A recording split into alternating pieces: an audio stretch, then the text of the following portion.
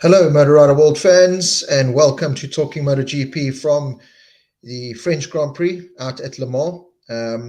I was actually lucky enough to be at that Le Mans circuit a couple of weeks ago with my good friend Sheridan Morais. Let me just tilt that up a bit for the Le Mans 24-hour World Endurance Race. Really nice track, really nice facilities and everything. Not the most accessible compared to some of the other tracks that I've been to.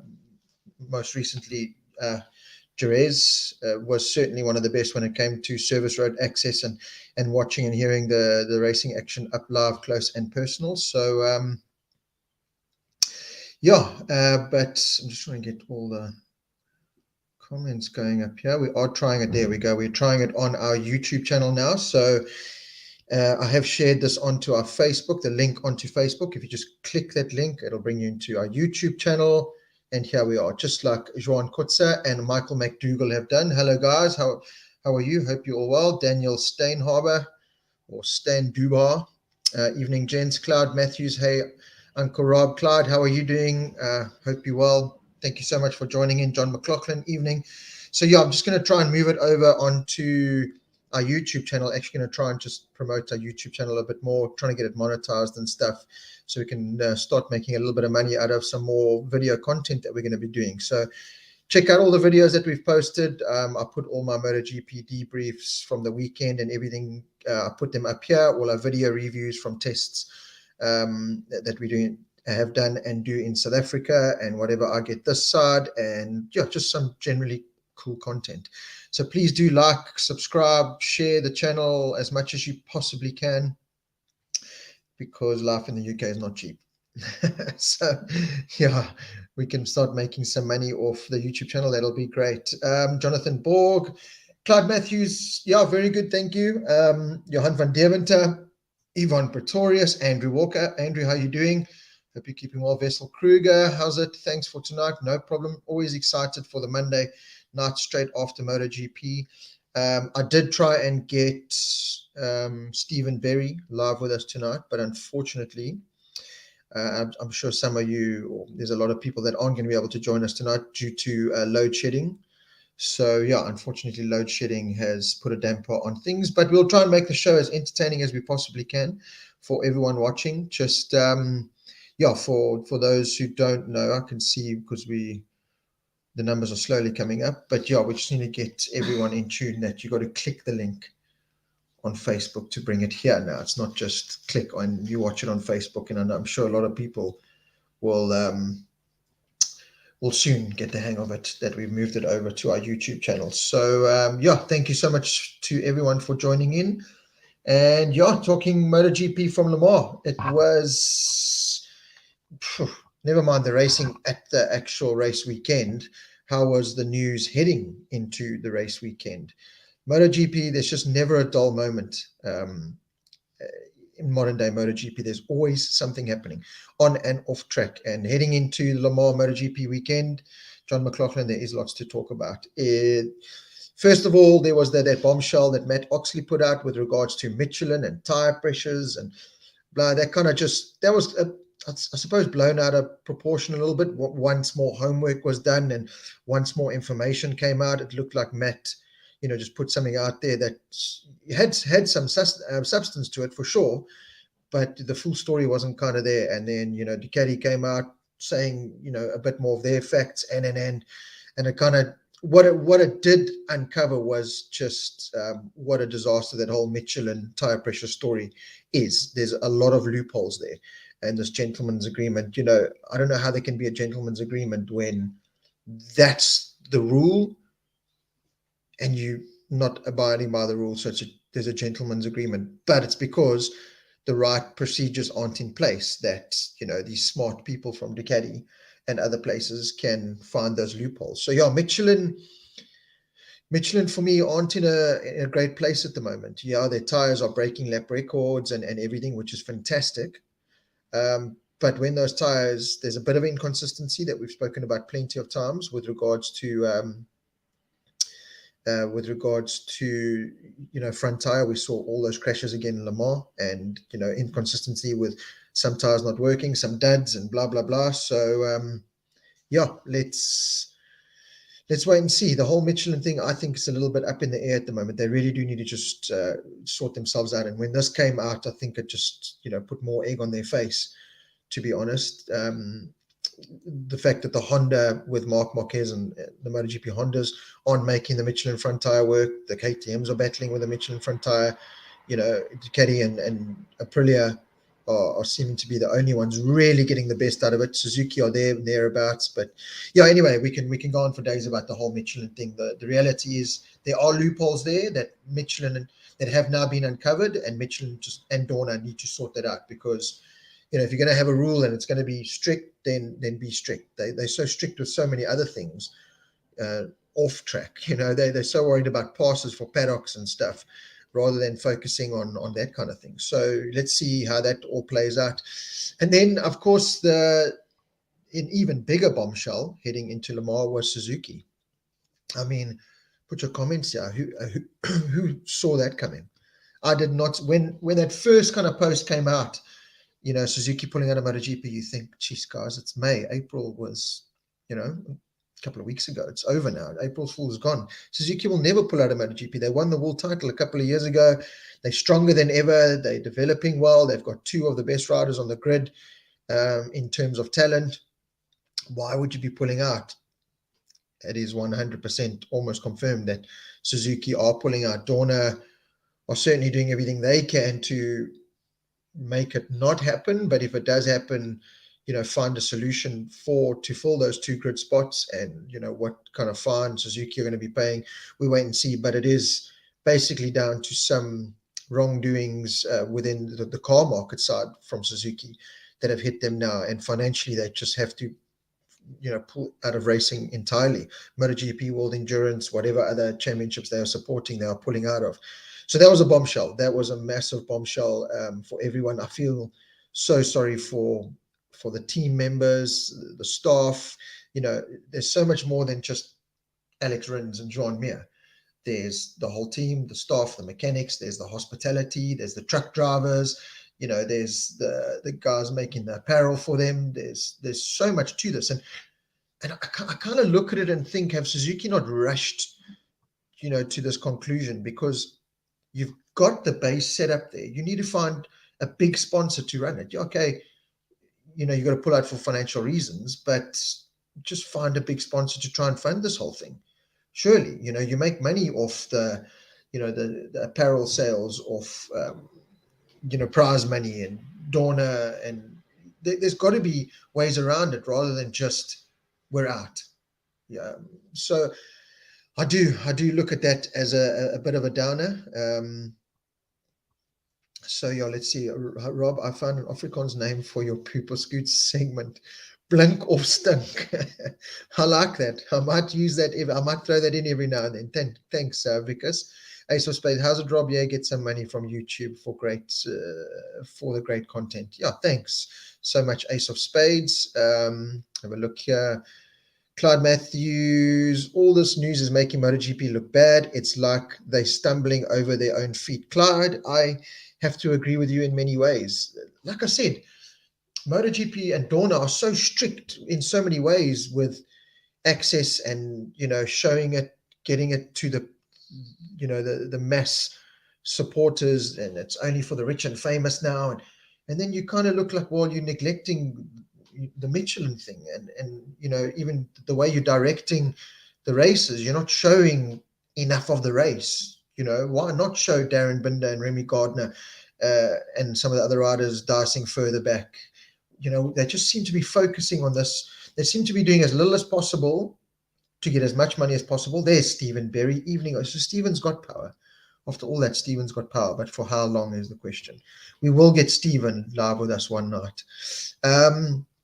So yeah, I do think MotoGP and Dorna have put egg on their faces of late with some of the decisions. So yeah, there's some rethinking that needs to go on there.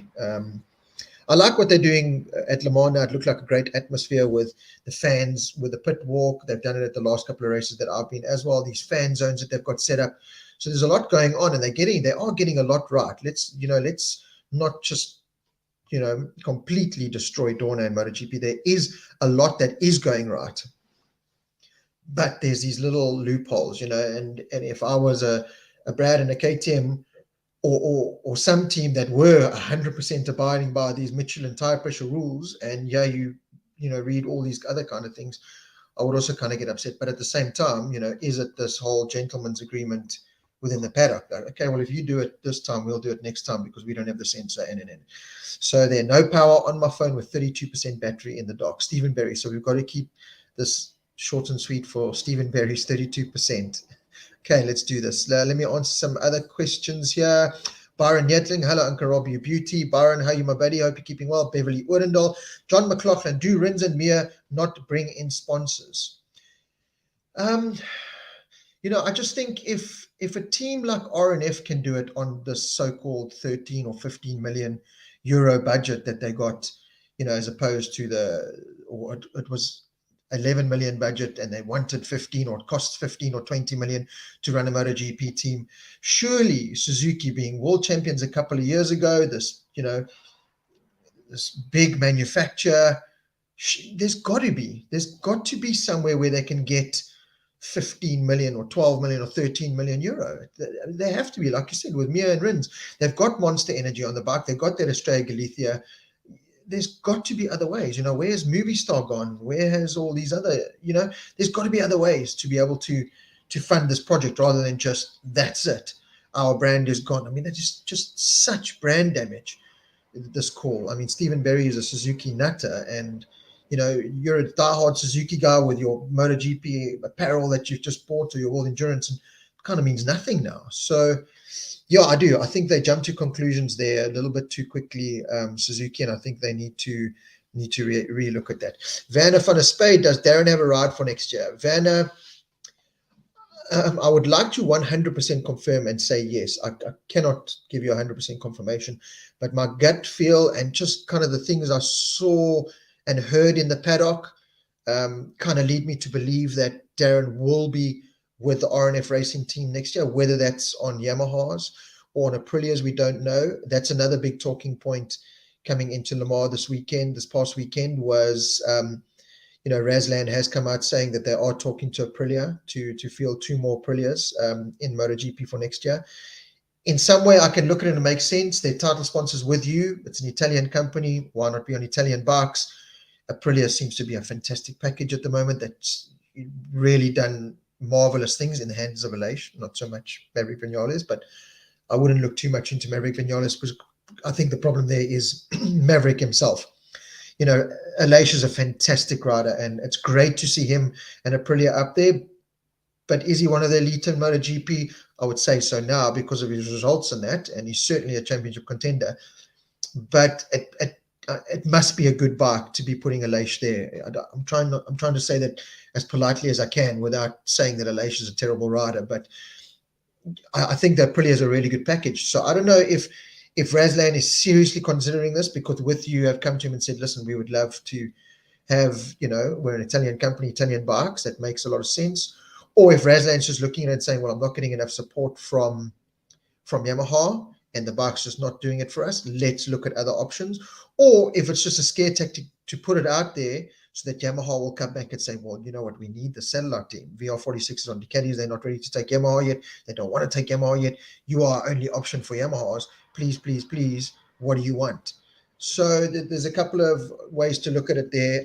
I can tell you now, when I was in Jerez, Lynn and Razlan had over an hour meeting in the hospitality, and I was kind of like trying to put my ear in there, but then they've been so accommodating to me, and that I don't want to step on any toes or do anything to ruin that relationship. So just kind of left it, didn't do the whole fly on the wall thing there. But there was an intense meeting between those two. So let's see what plays out there. But I do think, getting back to the question, Vanna, I do think we will be seeing Darren in MotoGP next year. I think Darren's got some personal sponsors, that Green Power, that absolutely love Darren. I think they'll go wherever he goes. That brings money to a team. I'm not saying that's why Darren got that ride.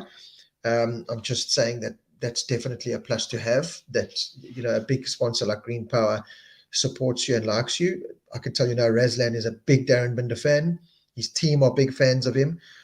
He's done some incredible things this year. The results haven't really shown what he's actually done. If you look at this past weekend, he was only a second off in the end of Brad and them on the factory KTMs.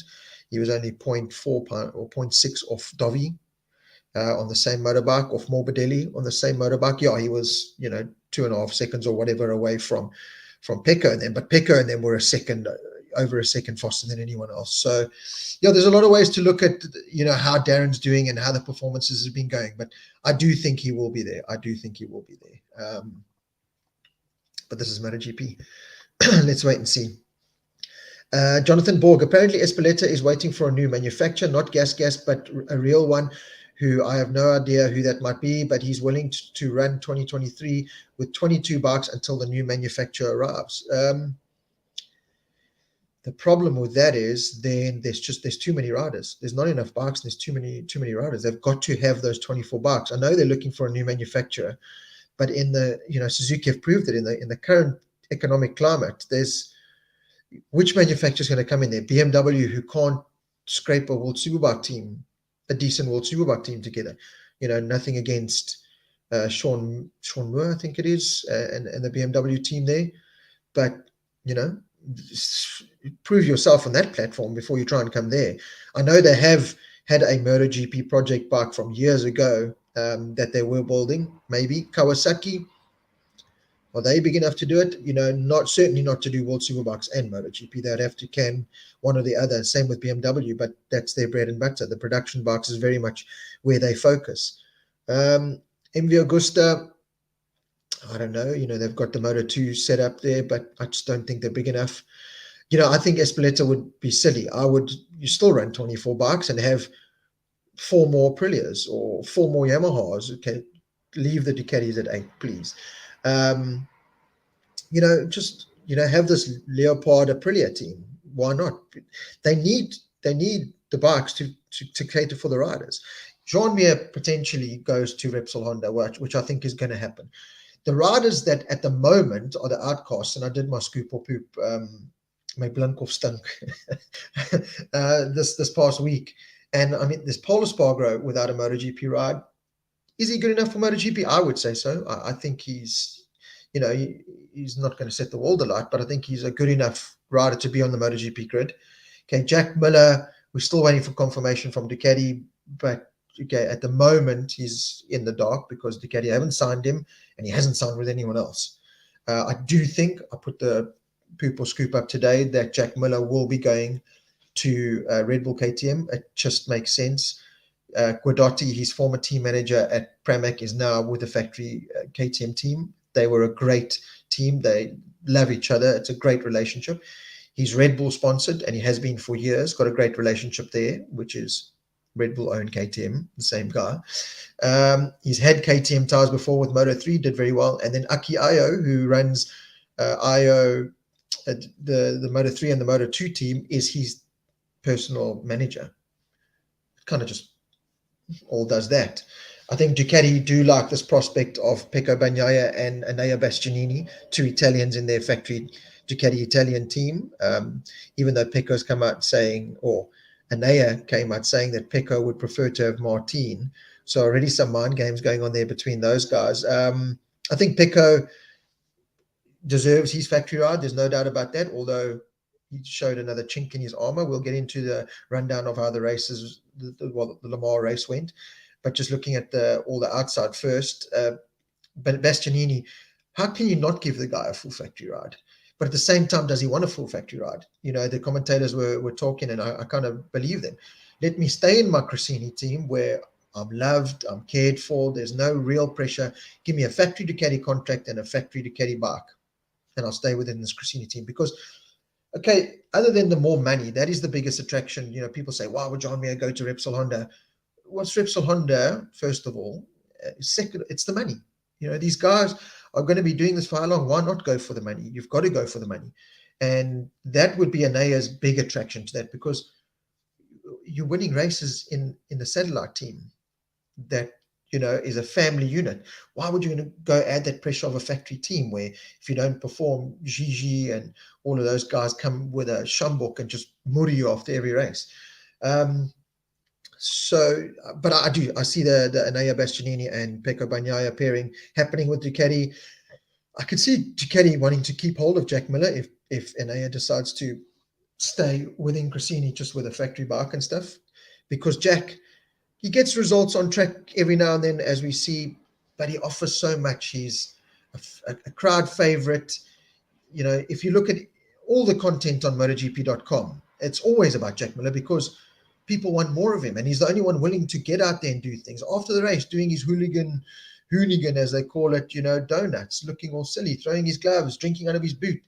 You know, that kind of thing sells. And that's an attraction for Ducati. And he just plays the perfect teammate. He doesn't ever fight back. He doesn't have anything negative to say about Ducati in the press. If he's got to let Pecco win, he'll let Pecco win. If he's got to do for good for, so he's the perfect wingman in many ways. So, but yeah, despite that, I do think we will be seeing Jack Miller alongside Brad Binder in the Red Bull KTM team next year. People have asked, well, whose place does he take? He can't take Brad's place because Brad's under contract.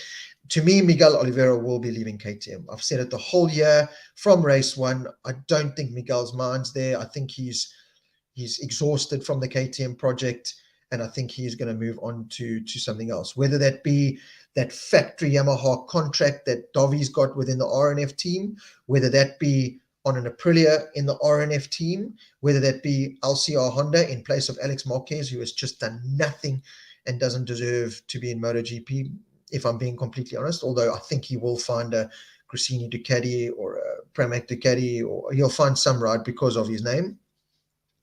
But I do think Miguel Oliveira is out of there. He could be the second Pramac Ducati rider. Zarco, again, I don't think he's consistently performed enough. I think, you know, one of the older riders now, do you choose a Zarco over Miguel Oliveira in his prime, 26, 27 years old, still has a lot to offer. Zarco's had, 5 years at it, no win in MotoGP yet. You know, Oliveira's won on a KTM. Oliveira's got a big fan base, got that Portuguese passport.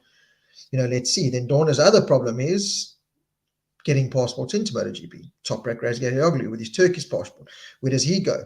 Lynn Jarvis has said there's no space for him in the factory team. If he wants to come, we've got a spot for him in RNF Yamaha. He doesn't want that. He wants the factory team. Then there's the Red Bull. We've gone through the whole saga. Then there's the likes of Jake Dixon, British passport. Dorna want that in MotoGP. They pay money to teams to have that. You know, we forget this fact. I would like to see Cambodia in MotoGP. I still think he's a big bike rider. I think he's wasted in Moto2. I think he'll do a much better job on a MotoGP bike. Brings that American passport. Joe Roberts, they talk about his American passport into MotoGP. So, you know, there's so many factors to look at. It really is just crazy. Clyde Matthew, the fact they focus on the wrong stuff. Little there was a fight of 5 bikes in 1 second, and they show half a second fight, but I agree there's more going on. That's from Clyde. Sven Grun, how great was the attendance at Le Mans? Sven, it was absolutely amazing. It was fantastic to see. Hervé Poncharal still said on the grid in his interview with BT Sports that, you know, France is always going to be pushed to the side, you know, over Italy and Spain as the European country that's MotoGP bedorned. And he said, look at this. And I saw it at the Le Mans. Le Mans was just a World Endurance 24-hour race, and that place was packed. Absolutely packed. In the campus site, wherever you went over that weekend, it was just packed. There were just bikes on rev limiters. The atmosphere was just great, and I'm pretty sure it was amplified at this MotoGP. So yeah, I agree with you, Sven. It was amazing. Stephen Berry, difference is Suzuki need to design, build, and keep up with development. Yeah, Stephen, I understand that, but yeah, you know, go to Tesla, go to our mate and say, listen, you know, we'll put Twitter and Tesla all over the bike. Give us 50 million. You know, surely there's got to be other avenues to go there. Joan Kotzer, so yesterday at the race, the French people around me was making fun of Darren because he was far behind on every lap. I felt like murdering them for making fun of our boy. Joan, you should have told me. I would have flown there and I would have helped you blocks on them. You know what? And, you know, I've been one that's made the mistake, well, not made the mistake, but when you're a fan, these riders and everything almost become property of us, because without us there is no sport. So you're on the outside, and it is very easy to go on the outside and say, for God's sake, Darren, why are you finishing last again? 2 seconds, blah, blah, blah. Brad, KTM, what are you doing? Blah, blah, blah, blah. It's easy to do that, and it's understandable to do that because you're so invested. These are our heroes. And in Brad's case with KTM, we know he's much better than that. So damn you, KTM, you're holding our boy back. With Darren, in a way, it's the same with the Yamaha, but Darren needs time. But what I have learned doing 4 MotoGP races back to back, Argentina, Cota, Portimao, and Jerez, is that there's so much that goes on behind the scenes in that paddock that we don't see. The amount of effort that goes into everything from setting up the hospitality to the caterers to the riders, the training that they do. They get to the track on the Wednesday, they train the Wednesday, the Thursday they're cycling laps around the track, they're going to physio, they're checking their heart rates, they're eating right, they're getting their rest, they're sacrificing time, they're never at home. 21 or 22 races in the year, they're flying all the time. I was hut full of all my travel in that month. I was traveling, I was over airports, I was over aeroplanes, I was over climbing in Ubers, I was over hotel accommodation, I was over living out of a bag. These guys do it all year round. There's so much that goes on. So for us to sit out, be critical, but you've got to take into consideration all that other stuff that goes on and the amount of money, time, and effort. If I look at Razlan and that RNF team, what they put on despite the budget they've got, and they're just having a terrible time. Both riders are at the back. It's hard for them. Whereas a couple of years ago, they had Frankie and Fabio winning races. Frankie was second in the World Championship. Petronas sponsorship, everything was just going so well. But they still go on. That whole MotoGP paddock, from mechanics to the hospitality staff to team owners, they are so headstrong. They just love the sport so much. They love their brand so much. And we've just got to be a little bit more compassionate sometimes. So before you go and type, even with the riders, with Brad, FP1, Brad didn't do well on Friday. And then you just open Facebook and it's Brad is this, and it's time to call it quits. And it's really on the Brad Binder supporters page and the MotoGP supporters South Africa page. A supporter, we sometimes forget what supporter means. So don't forget that. So yeah, John, if you had phoned me, I would have gone there and I would have helped you blick some Frenchies. But they don't understand. They're sitting in the grandstand. Darren's out on track riding a MotoGP bike. So they can sit and support and say whatever they want. When Darren Binder cracks that, 9th place or 10th place in Mandalika, it's coming. Another one is coming from our Darren. So I'm not too worried. I take it with a pinch of salt. I go like this, and then I just come down and go, whatever. Stephen Mary, Suzuki unfortunately are more worried about being top selling car sellers in India with the Swift. They're not even in top 4 bike sellers in the USA. KTM sell way more. You're right. If I look at Suzuki, they've had the same GSXR model and they haven't really perfected it compared to the others over the years. They definitely, and I'm not saying it's a bad bike. It's a fantastic bike. They've got the new naked GSX 1000S naked bike and their GT version. But these are K5 engines, slightly, modified and redesigned with Euro 5 in them. This is, 18-year-old technology that Suzuki are still. So they're just not reinventing the wheel. And that's been typical Suzuki philosophy. They've never been big, flashy. Here's a new bike with wings, and they keep it simple and effective. But it's not working in the bike industry. The car industry, they're doing very well in South Africa. They've won car brand of the year now for I don't know how many years. They do have beautiful car models. The Jimny's doing well. The Swift's doing well.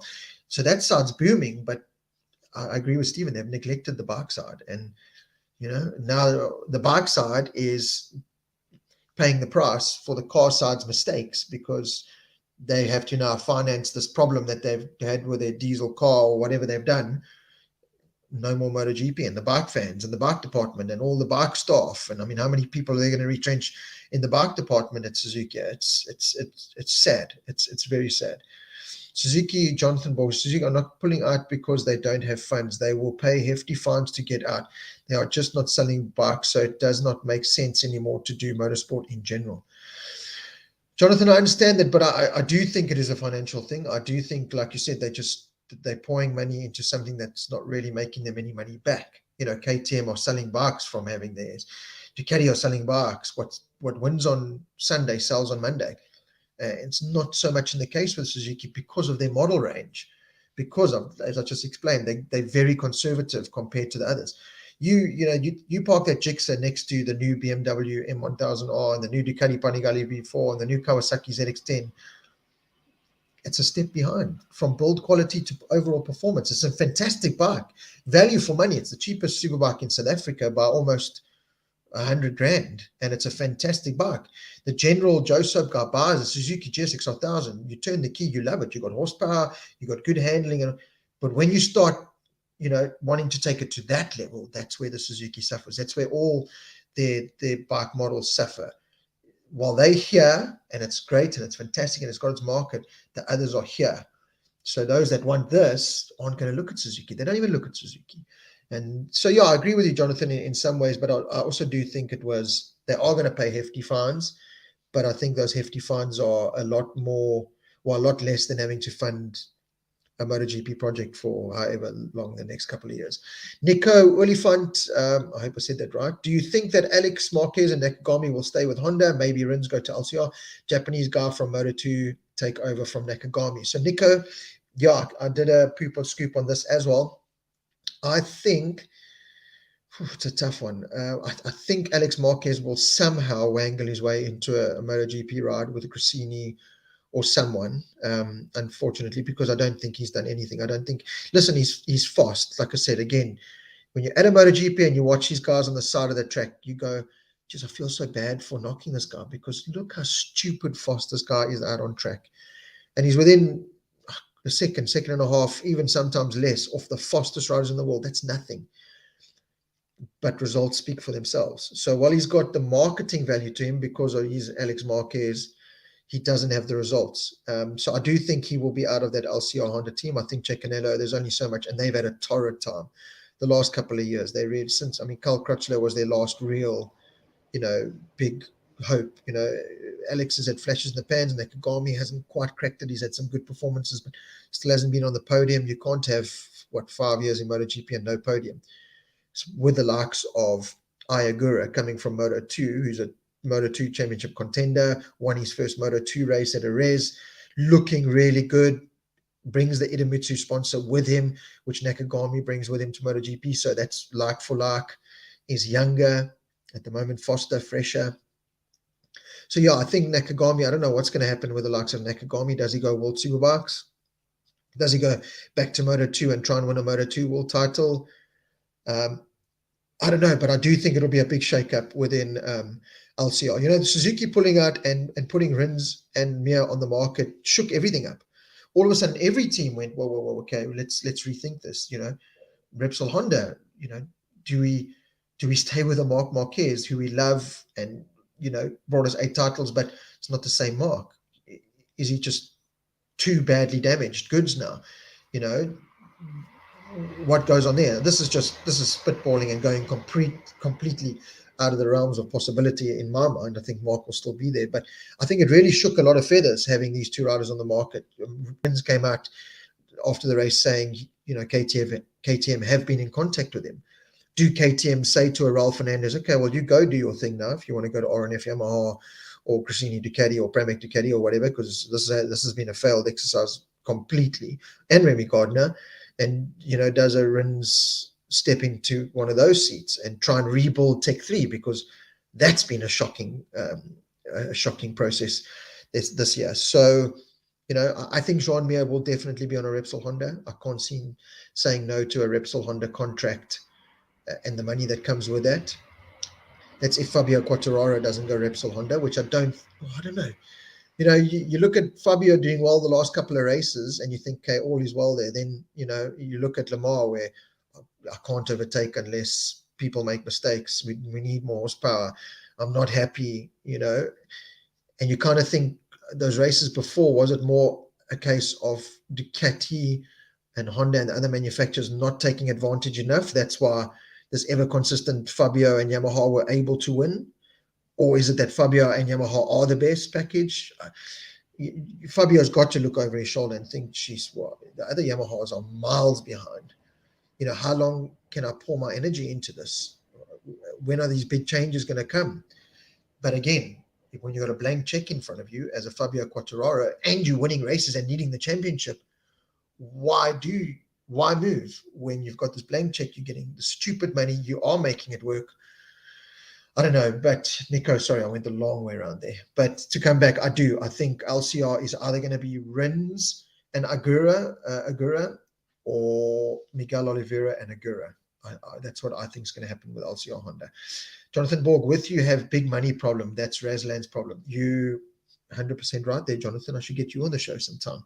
You are right there. I noticed with you have taken their sponsorship off Fabio Quartararo's helmet. I don't know if they're still on the factory Yamaha bike, but I know one of their top directors or something had an accident on the road a couple of weeks ago, I think just before Jerez. And they are, you go Google with you, there's hardly anything about the company. So how long is that going to last? Another scoop or poop, I suppose. So many scoops or poops. Can make a lot of money off this now on YouTube with scoop or poop. Sorry, no, there's been so many comments here. I just want to try and get everyone in. That's just jumped. Byron Darren is showing his class riding way better than the KTM Tech 3 boys and dominate.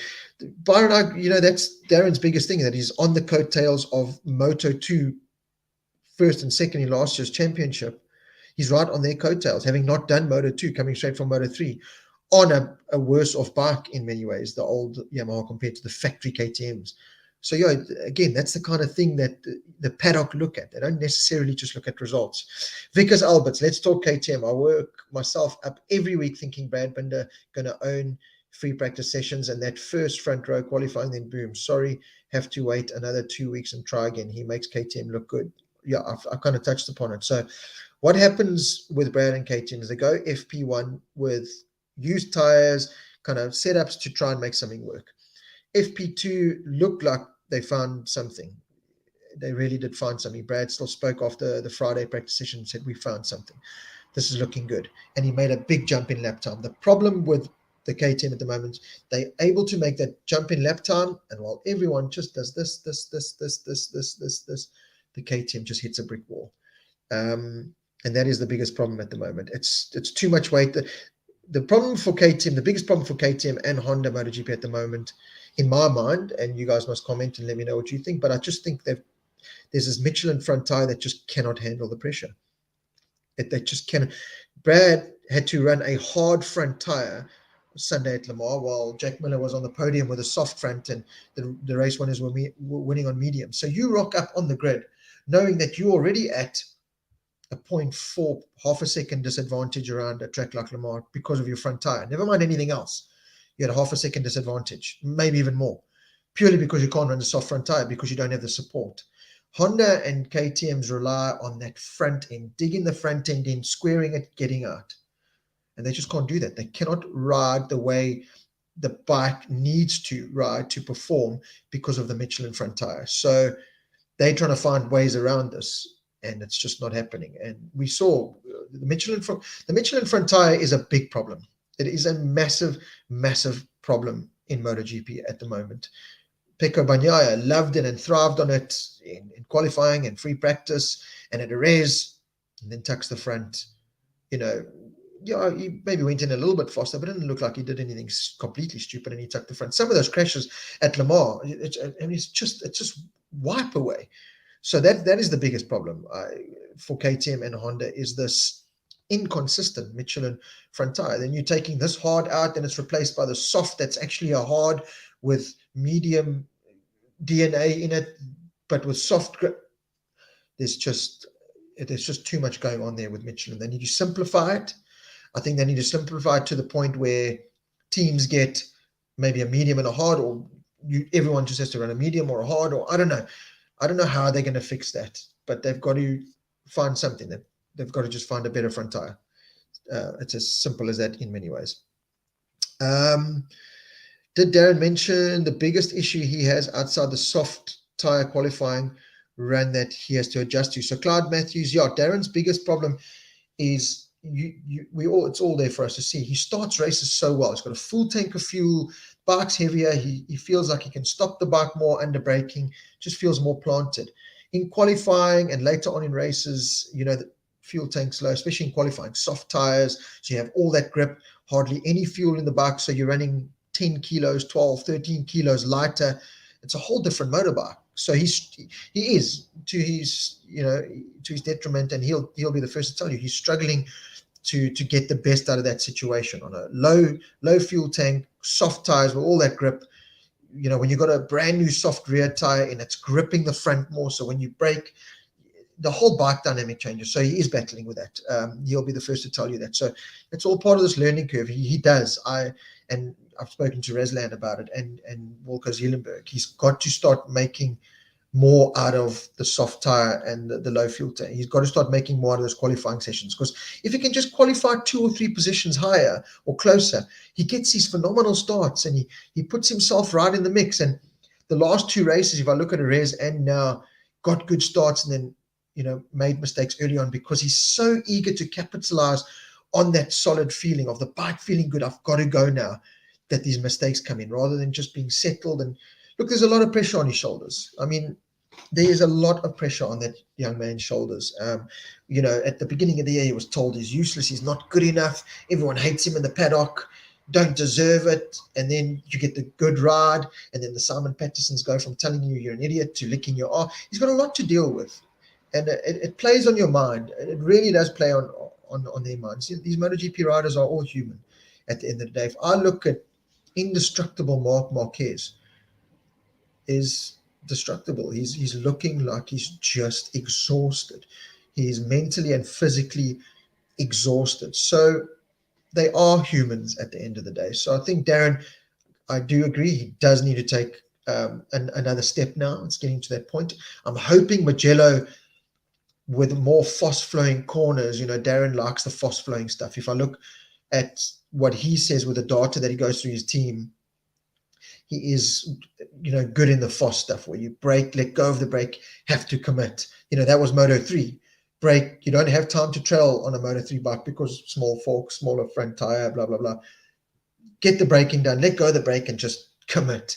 And I think, I'm hoping to be at Mugello. If I can find accommodation for 50 Rand a night, I'm hoping to be at Mugello. If anyone's got a car, a nice big car, I'll sleep in the car in the parking lot. I don't mind. And Catalunya. I think Catalunya will be a good track for Darren as well. Everyone's talking about Kawasaki potentially coming in. I don't know. I don't think so. I can't see it happening. I would have loved them to do that 3 years ago, where Johnny Ray was really at his prime. I would have liked to have seen that make that move now. If they make the move now, is it Alex Rins going to develop your bike? I don't think so.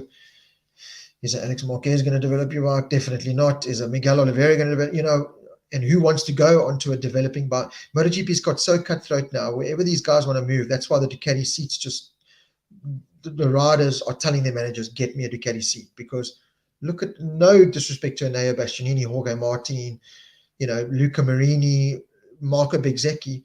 These guys, in my mind, didn't light the world on fire in Moto2. Yeah, Bastianini was a Moto2 world champion, but the year before he was racing with Brad, and more often than not, Brad and Miguel destroyed these guys. So what I'm trying to say is that, at the moment, they are on another level compared to Brad, results-wise and wins-wise and podiums-wise, because they're on these Ducatis that, in some ways you don't have to ride anywhere near as hard, because you've got half a second in your pocket just on the performance of the bike. So yeah, all the riders are going, and this is where I think Miguel Oliveira's got. I think he's gone, you know what, I'm exhausted of this KTM project. I've given it a good go. Thank you, KTM. You've given me the opportunity at MotoGP. You've given me a MotoGP career. You've made me a race winner.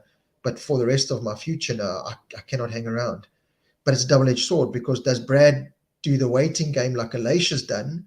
And now Alicia's, taking full advantage of what's happening now. Aprilia and Alicia could be 2022 MotoGP world champions. Is Brad willing to wait that long? Brad is 26 to 2027. Does he wait another 2-3 years? Does he have the willpower, the mental strength, the energy to do it? I think Brad does. Knowing Brad, I think he's he is as loyal as they come. I think I know he wants to make that project work. Him and that team work so hard. I get exhausted watching that guy at a race meeting, from in the box with a data guy to out doing the media to in his truck signing 16 million things, to keep sponsors and fans happy, to back in every second he has that he can be back in that box going through information, watching videos, whatever he can do, he does. He's putting in the work. KTM are putting in the work. I just hope it can click like it has for Aprilia now. So yeah, does Brad wait it out and hopefully things turn or go his way, or does he jump ship and go for results now? Because if Mark Marquez's whole situation has taught us anything, is that even the most indestructible, bulletproof riders aren't. And there is, unfortunately, a limit to these guys' careers and their bodies and their minds and their energy levels. There is a limit. So you've got to take that into consideration. There's a lot to think of. Being a MotoGP rider is absolutely exhausting. It's the coolest thing in the world when you're getting to ride your bike, not having to think of that, but it actually doesn't happen very often because there's this ride out device button, deactivate it, this. It's exhausting. It's not just a case of climb on your bike and go have fun, mate. It's not that. It's go on your bike, go fast. You better and win. Give us data. Press this button. Press it. It's exhausting. It's absolutely exhausting. It's exhausting talking about it. Brad will outright Jack at KTM. Yeah, look, as I said in the Scoop or Poop, it was a failed miserably project with Petrucci coming from Ducati onto a KTM. It could go horribly wrong for Jack Miller. It really could. One thing about Miller is you're going to get that good team player. He puts a lot of effort in. He's a great team member.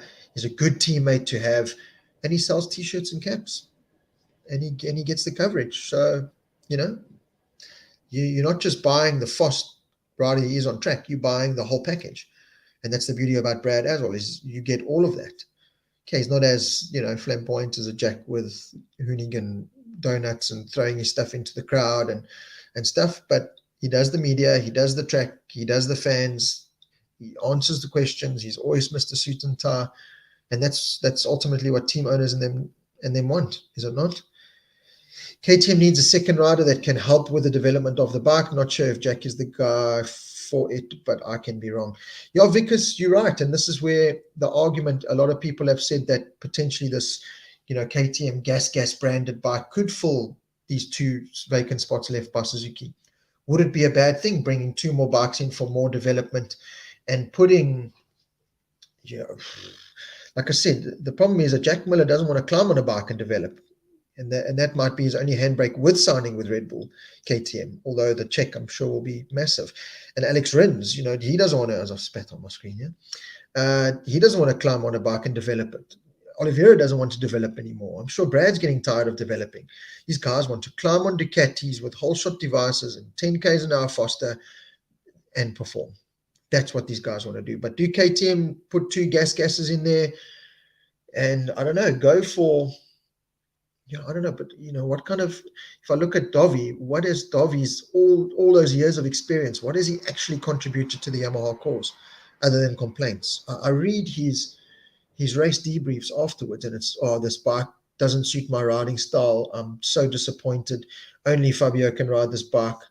It's like Honda when they just made a bike for Marc Marquez. It's not right. I'm disappointed.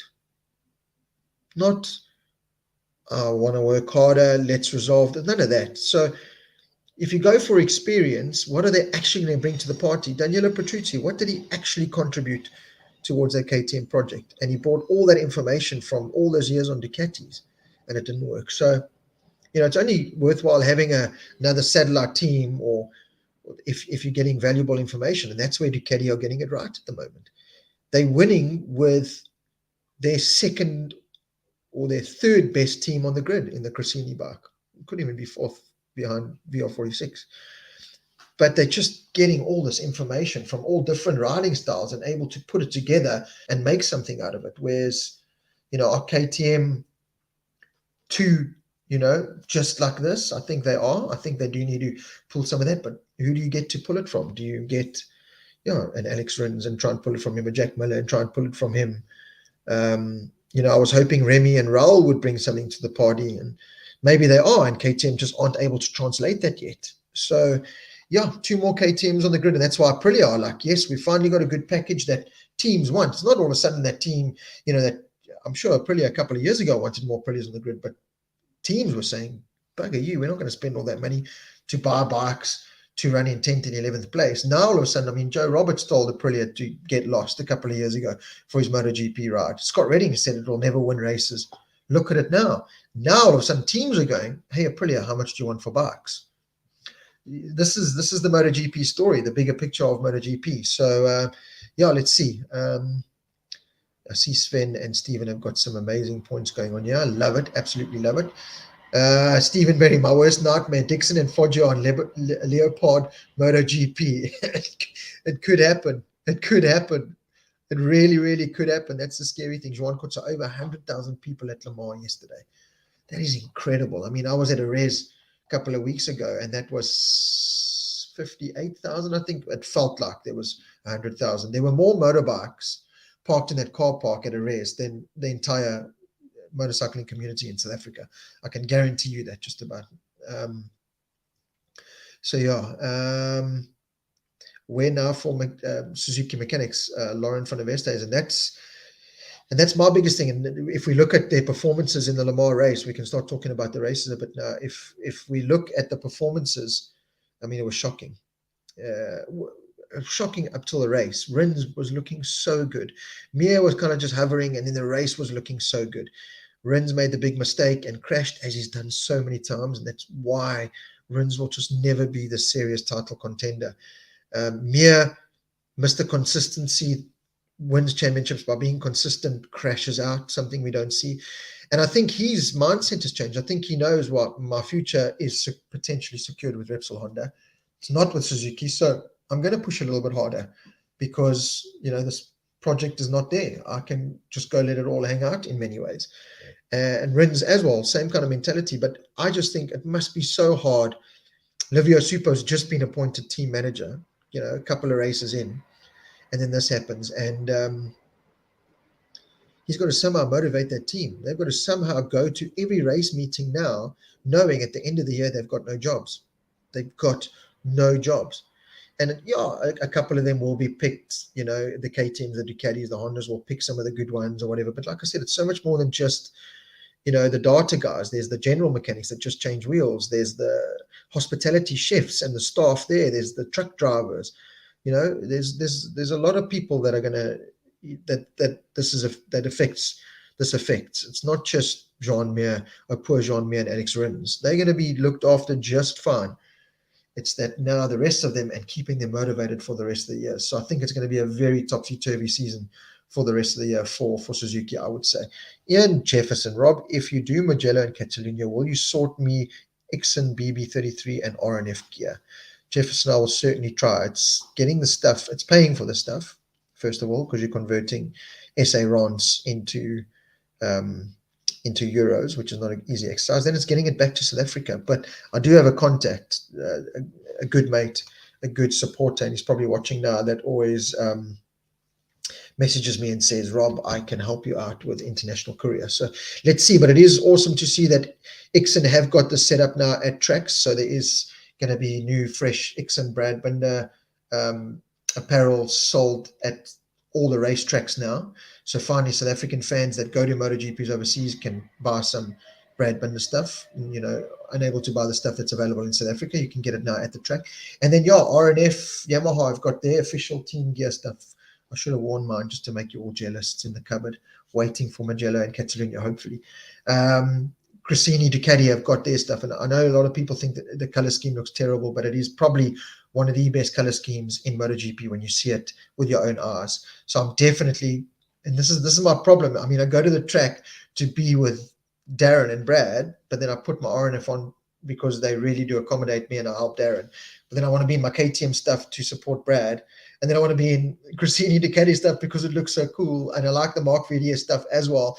And wear my Nicky Hayden stuff, but I want to wear my Brad and my Darren stuff all the time. So it's hard because, as I said, I'm this proper fanboy that wants it all, but it's got to be selective sometimes. So Ian, I will send pictures and I'll post pictures up on the Motor Rider World Facebook page and my personal page to show everyone what is available. And yeah, it's not easy getting the stuff and getting it back, especially when I travel to those races with a little backpack, because now you pay gazillion rand just for your seat on that flight. If you want to pre-book your seat, you've got to pay another gazillion rand. If you want to take a bag over 11 kilos and over this big, you've got to pay another gazillion rand. So I really do travel on a budget. Like I said, if anyone has a car for me to sleep in, I will happily sleep in a car. I'm really contemplating when Darren and them say goodbye, leave the track, and I'm just going to like hide in Darren's cupboard in his race truck until they lock it, and then, or until they go, and then I just keep a bottle there. Hopefully I just need a number one throughout the night and not a number two, and then I just sleep in the truck, and in the morning just, hey, how's it guys? Yeah, no, I was just checking the truck out, and yeah, and go, shit, shower and shave in the bathroom under the dryer, like just go like really camper vibe. So yeah, just wait and see. I might do some live MotoGPs from Darren Binder's truck, or the cupboard in Darren Binder's truck. That'll be really interesting. Would love to see a prototype BMW, Warren Roberts. Yeah, I would love it. Listen, the thought of another manufacturer coming into MotoGP is exciting. I just can't see it happening for now. I really can't. Tawfiq Ojar, I hope I said that right, Tawfiq. Suzuki also doesn't have a massive fan base, so very little off from sales. They just don't have the footing like Honda, Yamaha, Ducati. 100% right. You're 100% right. Willem Kruger, what happened that Alex wanted to go to Superbike? Who? Alex Marquez. I think Alex Marquez frowns upon all Superbikes. I don't think he'll go to all Superbikes. And I don't think Aleix Espargaro, a lot of those guys won't go all Superbikes. I can tell you that right now. Paul Espargaro, what's his next move? I think he's good enough to be in MotoGP, deserves a seat in many respects. Then there's Aaron Canet coming from Moto2. Then there's Ayagura coming from Moto2. Then there's potentially Sofia Chantra coming from Moto2. Thai rider. Does RNF have to take it? Razlan being Thai Indonesian back. Does he have to? Does he bring Idemitsu as a sponsor into that team? We could be here for hours. There was a good point here, because every time I scroll up, 16 million more messages come from the very informative Stephen Berry, who's, I'm sure, running low on battery by now. Where there? Acosta looked good the weekend, just pushed too hard, had a couple of close calls. Wesley Vessel Kruger. So yeah, Vessel, Acosta, I think KTM's whole plan backfired there on them completely. Yes, he's a star of the future, but I think they were hoping he was going to win Moto2 or just do phenomenally well in Moto2 and then straight up to MotoGP. Goodbye, Miguel Oliveira. Raul Fernandez is also doing phenomenally in MotoGP. Done. Problem solved. Hasn't worked like that. Raul Fernandez is terribly unhappy in that team. Remy Gardner is terribly unhappy at KTM and in that team.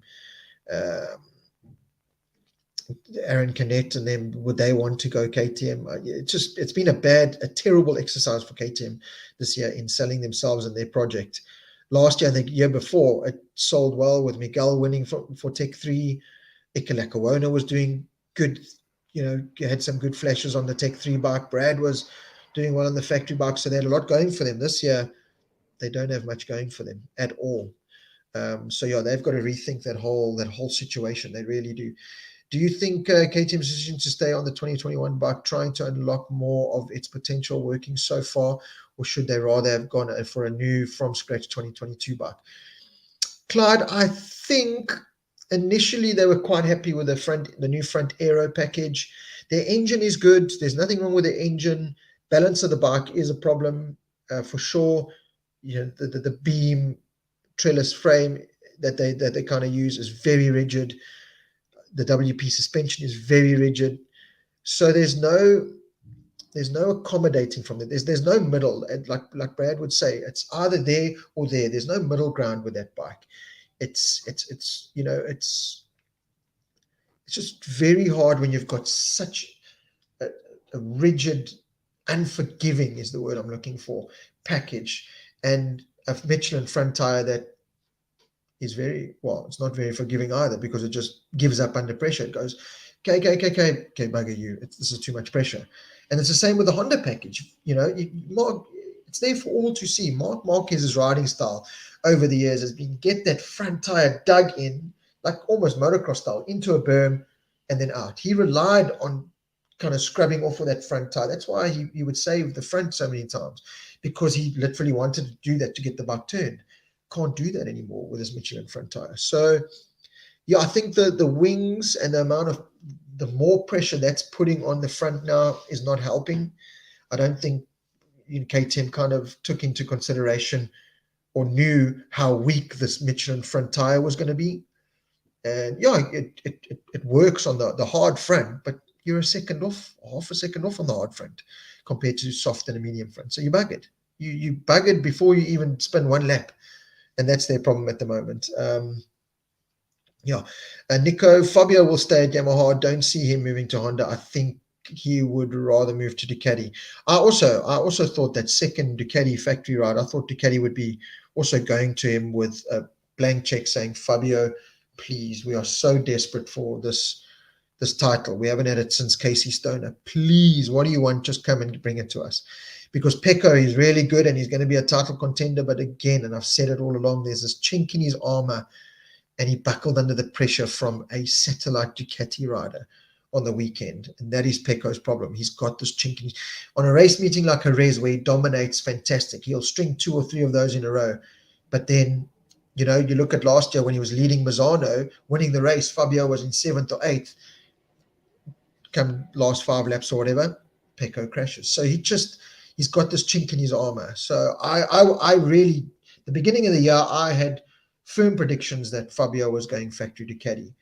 That kind of seems to have gone by the wayside because of how well Martin was doing. He's kind of fallen off the boat a little bit. But now Bastianini. And to Ducati, an Italian winning races on their bike is like the greatest thing ever. So Bastianini, and he deserves it. He deserves the extra money and the extra zazz that comes with a factory ride. He does deserve it. Whether he wants it or not, that's the different question. Whether Fabio wanted that pressure or not is another question. Again, Fabio is Mr. Yamaha.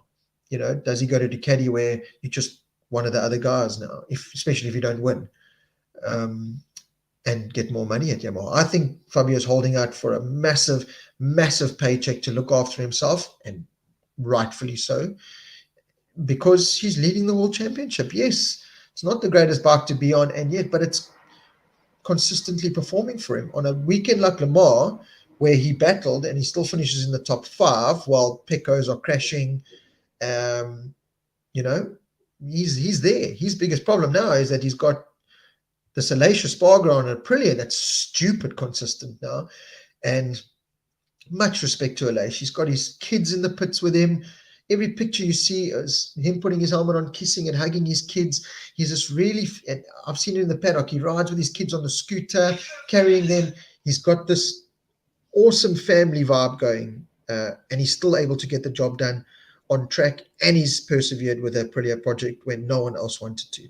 So I've got so much newfound respect for Alacia Spargo. I still don't agree with some of his cries and yaps and whatever off track, but take nothing away from the guy. He's much respect, because it cannot be easy for you, your family, your kids traveling, living in motorhomes, on aeroplanes. Okay, it's made easier by business class and stuff, obviously, but still, he's not at the track saying, listen, kids and wife, leave me alone, I'm here to race. He's there, kids drinking out of his water bottle. Yeah, I much respect for Alash, and I'm glad to see him up there. I'm glad for Aprilia. I think it's another attraction to MotoGP having him up there. And why not? Why can't he win the World Championship?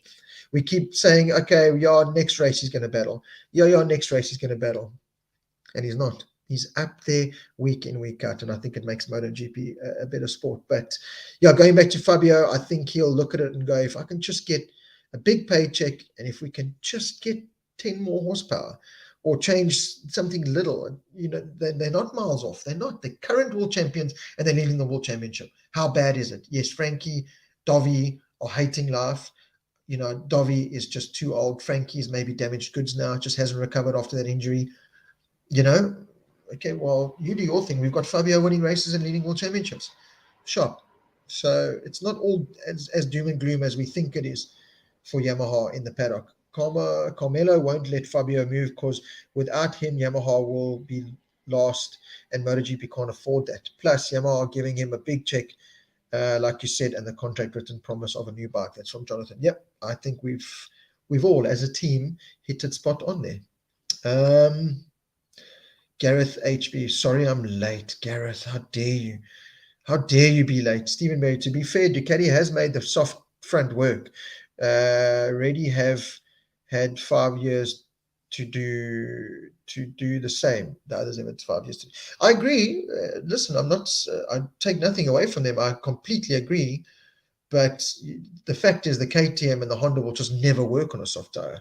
But like you said, then you've got to rethink things and make the hard tire work.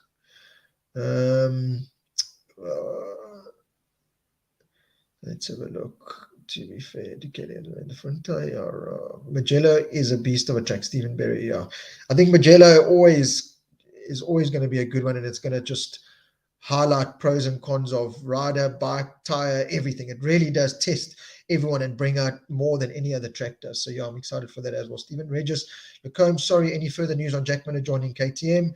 So Regis, if you look at our YouTube channel that you're on now, I've got the poop and scoop stuff on. I did a Jack Miller to KTM one today. We have spoken about it a bit, but just to bring you up to date, I think it's going to happen. I think we will see Jack alongside Brad in the factory KTM team next year. I think Oliveira will be leaving the team and going to LCR Honda or an Yamaha or Aprilia or Pramac Ducati or Crescenti Ducati, one of those. So yeah, let's see how that all plays out. Jonathan, Mark is visibly exhausted and had big problems with the shoulder, and there those saying he'll have another operation before the season. I promise you, I watched The Beauty of Living in the UK now on BT. You can watch every single session on live TV. You don't have to watch on the MotoGP app. You don't have to. You just get it. You can watch it. And there was a lot of talk about Marc Marquez retiring. And at first I was like, cuck, man, why the hell? And then you start picking it apart. He's not a seventh, fifth, sixth place rider. He hates it. He would rather sit at home than finish there, which is the honest truth. And the fact is that's where they are. Both him, I think more so the Honda, but both him and the Honda. He's suffering. He is suffering with that arm. I don't even know about the eyes and the vision stuff, but he is genuinely suffering with that arm. I think he goes home on race weekends a broken man. I really do. I think he puts on a brave face, and even that brave face that he's putting on is not that same smiley, happy, wavy Marc Marquez. He just looks defeated in many ways. And Marc Marquez, it's got to go out every session and tag someone to get a lap time. That also cannot be good for if you're this 8-time world champion, for your mental strength to know that this is your game plan every FP2, FP3 session and qualifying session. Your game plan is to go follow someone else to try and get a toe to go fast.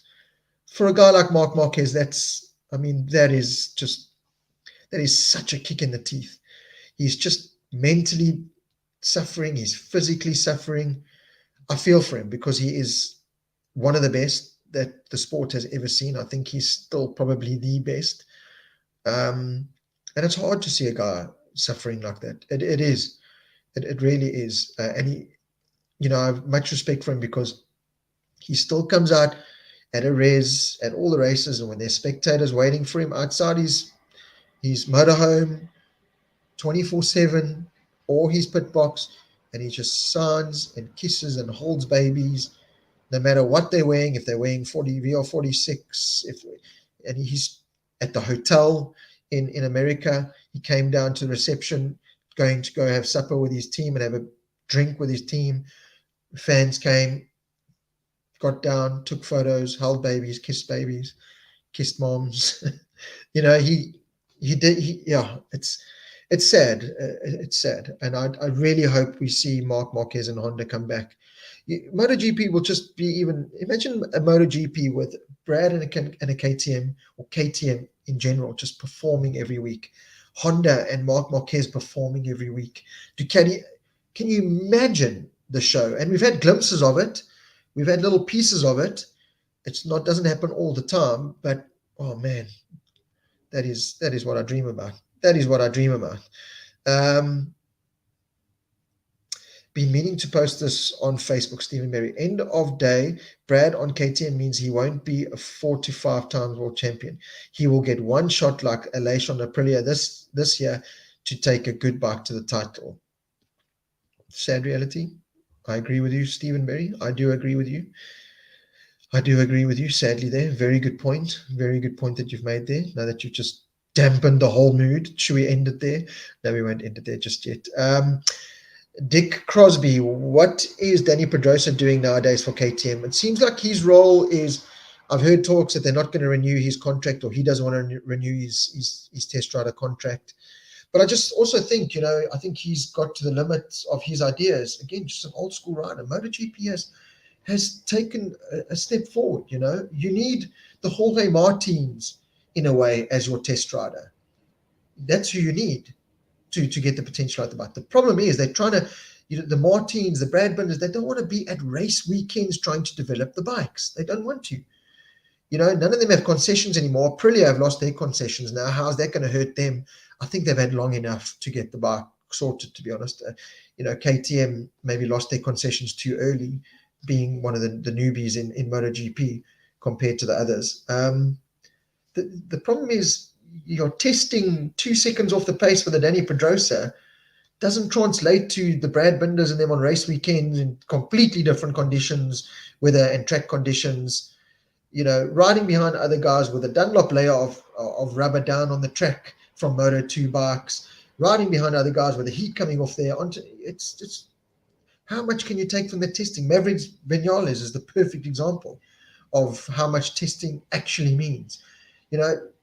How much more good can Danny Pedrosa bring in terms of making the bike at the level of Ducati's and them speed-wise? I don't know how much more.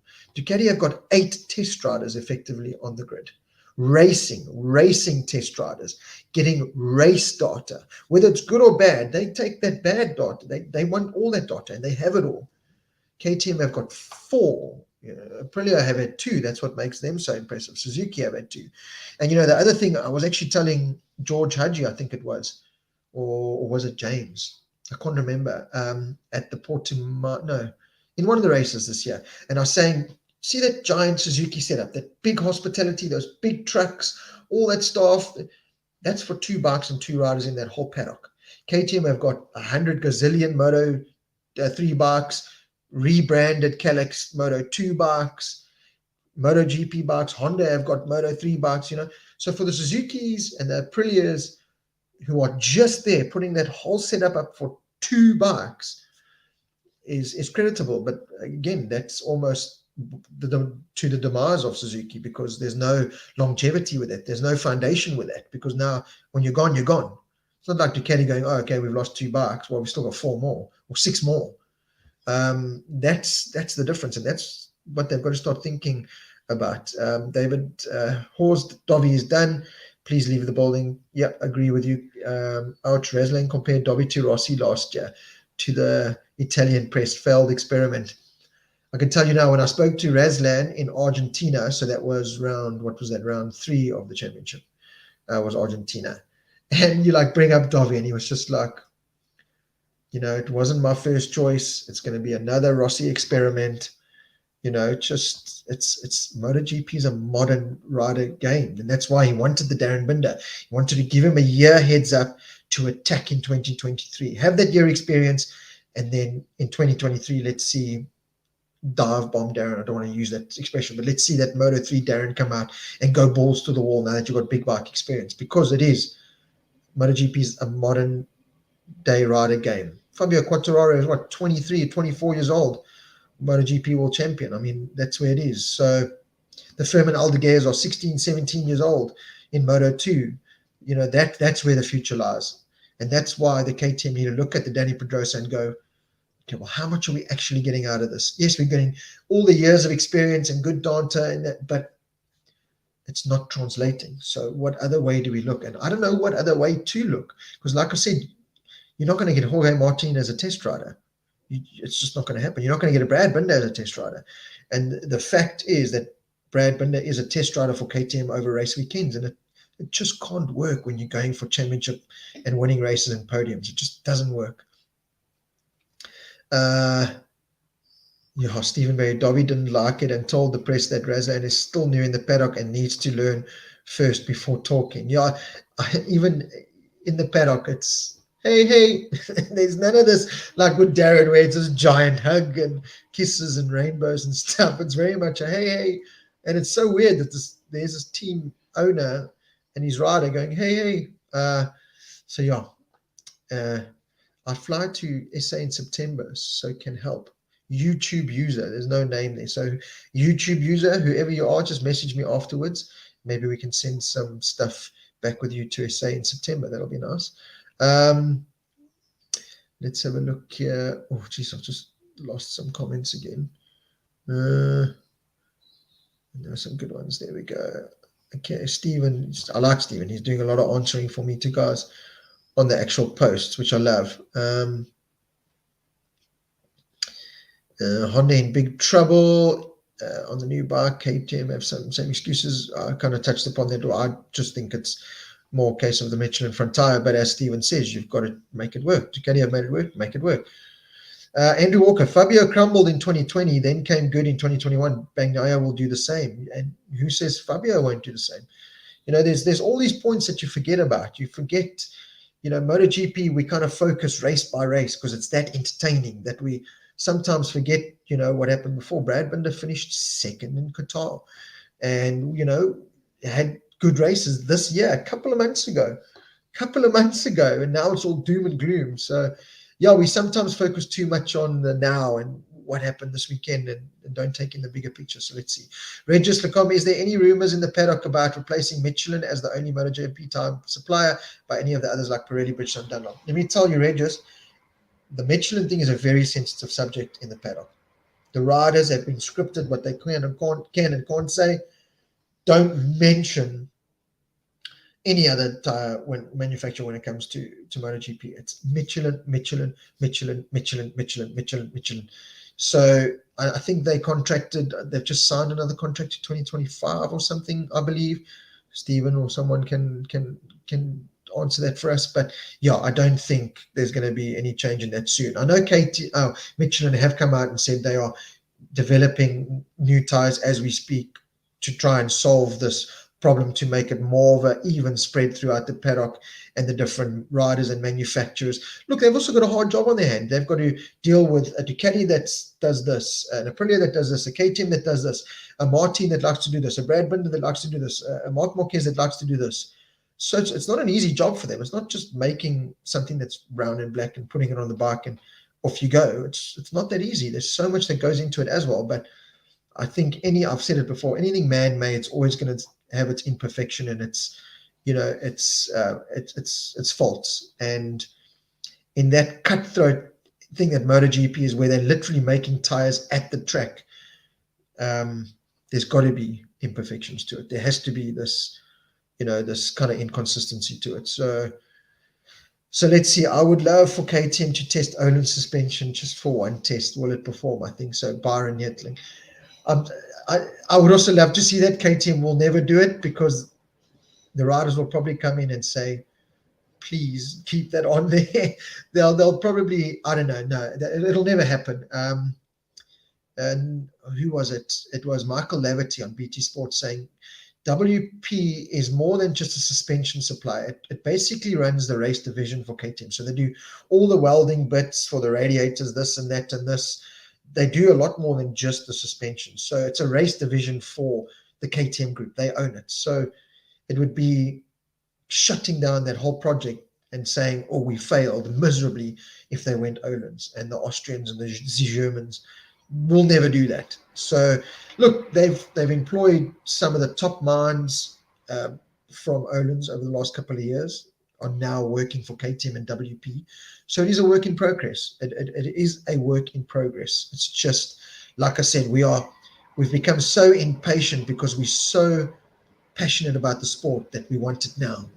Even with society, we want it on Facebook now. We don't want to read it in the newspaper or a magazine a month later. That's why print media is completely dead.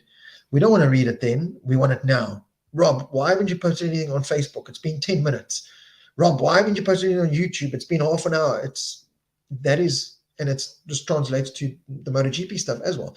Brad and KTM, why? And look at Aprilia and Aleix. Played the waiting game, and now it's working out for them. So let's see. If Fabio leave Yamaha, they can look at Toprak. I believe Yamaha looking for Raul Fernandez. What's going to happen to Zarco, Willem Kruger? I think if Fabio does leave and go to like a Repsol Honda or Ducati, now that Mir is on the market, I think they would be more inclined to taking a Mir over a Toprak. Toprak's testing the MotoGP bike now in June to see how it goes. Is he going to make the step to MotoGP? I hope so. Dawn, I hope so, with a Turkish passport. Will it happen with the whole Red Bull Monster thing? With the, I like to do handstands on my bike and play the fool in World Superbikes. You can't do that with the Japs in Yamaha MotoGP. World Superbikes is a British-run team with Yamaha factory support, whereas the MotoGP project is full Japanese. So, Toprak's going to have to suit and tie himself a little bit more. I think for MotoGP, is he willing to do that? Does he want to do that? Does he want to be Mr. World Superbike like Johnny Ray has and make a career like that? Rather, we'll have to wait and see. I think a lot will depend on how that test goes in June, wherever it's going to happen, for both Toprak and Yamaha. Toprak might climb on it and go, Jesus, no, I don't want to do this. I'd rather stick to production bikes where I can endo in the corners and do stand-up wheelies. MotoGP bikes, you don't do that. It's inline and go fast. None of the sliding and braking, none of that. None of the endo, none of that. Because that means you're losing time. Don't endo, don't wheelie, you're losing time. So, yeah, it's that adaptation, if Toprak can do it or not.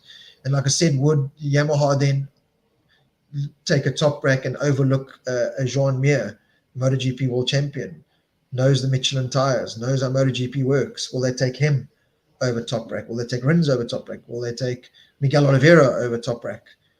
So much to talk about. Savannah van der Spey with Suzuki out. What about KTM brings Gasgas and Husqvarna? We've kind of touched upon that. There is talk that might happen, that KTM might want to bring two more bikes in and just rebrand them Husqvarna or Gasgas. While Brad had vibration on his second Q1 run, so yes, the tires will have imperfections. Because Alberts, yep, that's the problem. And unfortunately, Brad and KTM have a lot of those dud tires, as they call them, so far this year. So it's been a lot of bad luck for Brad and KTM as well, I must say. I really must say it hasn't been that easy. Michelin need to bring out a hard, medium, and soft, wet and dry variants. Give them 6 sets per rider, 2 hard, 2 medium, and 2 soft, and let the team choose their preferred tire for the weekend. Yeah, I like that, John. I like that idea. Although again, it's got its pros and cons to it, like everything. Raul Fernandez does this. We're talking about the Yamaha seat. The Yamaha chased him so hard last year, couldn't get him because he had this year contract with KTM. Raul said, I want to stay in Moto2 and perfect my riding and go for the championship. KTM went, well, we've only got you for 1 more year. Bugger that. You're going to MotoGP to give us information there. That's failed. Does he really want to commit, maybe knowing that he's got a Yamaha contract in his pocket for next year? He's already crashing himself into oblivion and hurting himself. Yeah, there's just so much to it. Kenan already mentioned that he doesn't want a seat if it's not a factory seat. I'd love to see Toprak in competition, but with Mir and Rins up for grabs, I don't think it's going to happen. Tawfiq, I completely agree with you there. Raul never wanted to go to MotoGP. Jonathan Borg, we've just spoken about that. I agree. I really think Michelin should supply the Q1 runners who make it into Q2 with extra soft tires, so that I agree with you, Clyde, they should get, but I think they need to change that whole qualifying scenario. I think qualifying needs to be like more World Superbikes, where it's an open 15 or 20-minute session and off you go. Because with this yellow flag rule and so much limited time, the riders and bikes are under more pressure, which means they're pushing harder and crashing, which means yellow flags, and laps are cancelled. I don't think it's a fair picture in Q1, Q2, the way it's done at the moment. I don't think it's a fair offering, to be honest. So I think they need to change up that whole thing. So yeah, I think we've pretty much touched on everything. I made some notes here. We touched upon Suzuki from the weekend. I think they were battling Bastianini. I just think is looking phenomenal, absolutely phenomenal, and an independent team and rider winning the world championship. I think the last time that happened, and people, Stephen, someone might have to correct me here. The last time an independent, and it's a funny way to look at it because when Valentino Rossi went into MotoGP 500cc Grand Prix back in the day, it wasn't on the factory Repsol Honda seat. It was in an independent team with factory support from Honda, but it was his own Nastro Azzurro team. So him winning world title, does that count as an independent rider and team winning the world championship? I don't know if someone can help me out there with that. But yeah, I think Bastianini is awesome. I love his race interviews. He's an awesome guy at the track, always walking around bubbly, and he's one of the riders that's there's never fans around him. You know, fans will see Bastianini or like a Marini or Bezzecchi or someone else walk in there, and everyone will run to them and forget about Bastianini. He's just quietly getting the job done. I like him. I like I rode like a bastard to win that race. I'm really enjoying Bastianini at the moment, and the whole Cressini team and the outfit. They're also very accommodating. Met some guys within that team, and they've also been fantastic. That's why I'm very keen to buy myself one of their really nice jackets, and yeah, support them a bit as well. But I'm going to definitely look at getting some RNF caps, official caps signed by their riders, Cressini caps signed. I'm looking to get some of that official stuff signed by the riders. I think that'll be some nice memorabilia as well that we can auction off. I'm hoping. Well, I know Rossi's going to be at Mugello. I'm hoping to get some more signed Rossi stuff. I'm hoping to get Agostini. When I saw him in a res, I was so like shell shocked and fanboy activated, and I didn't have a cap or anything for him to sign, and my Kokis were put away, and he was walking so fast, and I just took a selfie. But hopefully he will be at Mugello or Catalunya if I can go. Hopefully I can get him to sign something. That'll be awesome. So yeah, let's wait and see what happens. But I hope you've enjoyed this Talking MotoGP. It's been an hour and 26 minutes. I'm pretty sure Stephen Berry's phone's gone flat by now. I want to thank you, Vicus Alberts, 2001 Rossi on the Nastro Azzurro Honda. So yeah, I think that was kind of looked at as an independent team. John McLaughlin, predictions for the next race winner. Oh, that is like the toughest question in the world at the moment. Mugello, you've got to put your money on Pecco Bagnaia, Bastianini, Jorge Martin. Zarco is another rider. I spoke about him briefly, about people asking about, seats up available. I think Zarco could find himself maybe down in a Cressini team or something, because I think he's got a really good seat in that Pramac. And I think, I think he might lose his ride there to an Oliveira, Rins or someone. But race predictions, Pecco, it's got to be a Ducati. It has to be a Ducati. But being MotoGP the way it is, the very slow Yamaha that is Fabio is probably going to go walk away with it like he did. Was it last year? No, Oliveira. No, it was last year. Oliveira finished second and won Catalunya. So, race predictions, I think it's got to be Pecco. He's got to win if he wants to keep himself in the championship. Jack Miller could be there. I think Bastianini will be there. I think Alicia Spargo and Aprilia will be there. I think the Suzukis will battle a bit. I think Repsol Honda will battle a bit. I think KTM's, I'm hoping, will do a bit better. That even Repsol might do better because it's not this hard trail braking to the corners. A couple of the corners I'll get off the brake, carry the speed, so you're not loading that front too much. I'll definitely say Ducati for the win. That's the only prediction I can make. And Aleix on an Aprilia on the podium. Maverick's very good at Mugello. Can he finally put something together on the Aprilia? Let's wait and see. Brad, come on now. Yeah, Brad. I will always back Brad. I will always back Brad. I'm in that frame of mind now where I don't want to put the curse on. So okay, well, if I don't go for him, maybe he'll do better. But Brad and KTM, I think Miguel, I think KTM will have a better weekend. I think KTM will have a better weekend. I think Brad will be right up there. I think Darren will have a better weekend. And that's where I'm going to leave it. Love the commentators and Simon Crayford. Love chatting about them. We will get Simon Crayford soon. I'm waiting till that half-year break, And then Simon Crayford has promised we'll have another nice hour, 2 hour chat. So keep a lookout for that really cool exclusive chat that we'll have. Yeah, and that's it. I am luckily off to World Superbikes this weekend in Portugal with my mate El Presidente Paul Pacheco, who is once again picking me up from the airport, putting me up in his accommodation, and that's why the Portugal runs are so awesome. So yeah, I just thought I'd go check out World Superbikes. Got a media pass, thankfully. Like I said, it's costing me a cheap little plane ticket with one crappy little bag, because that's, so you don't have to pay for baggage. So I'm literally taking a pair of undies and socks, and I'm going to be wearing the same jeans for 4 days. But yeah, I've got an Alex Lowe's interview lined up on Thursday. I'm going to hopefully get some signed Kawasaki Johnny Ray caps, Ducati Alvaro Batista, Scott Redding BMW stuff, Top Rack Race Gary Oglu Yamaha stuff, just to auction off some of that World Superbike stuff.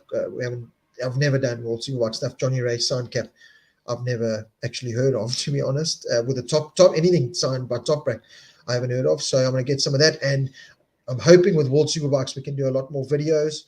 So if I can, keep a lookout for that on our YouTube channel and our Facebook. I'll be putting up as much. I'll be a video content whore for the weekend. I really will be.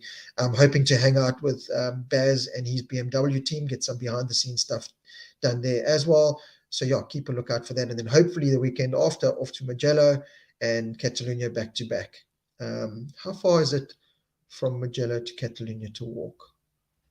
I'll have to find out. But thank you so much, everyone, for tuning in on our new YouTube channel platform. Like I said, please go subscribe to the channel, like and share this and all the other video content that we've put up on our Facebook and YouTube, just to help promote what we're doing and the Motor Rider World brand. And yeah, have a great week. Be safe, be healthy, stay strong. And until next time, I will be doing a Talking World Superbike the Monday after. So next week, Monday, I'll be doing Talking World Superbike with Rui, our Portuguese man, Rui. And then, yeah, hopefully Talking MotoGP the week after that, after Mugello with Stephen Berry. If not him, maybe another guest, and then Talking MotoGP after Catalunya. That's if I've managed to walk from Mugello to Catalunya in time. Thank you, everybody. Good night.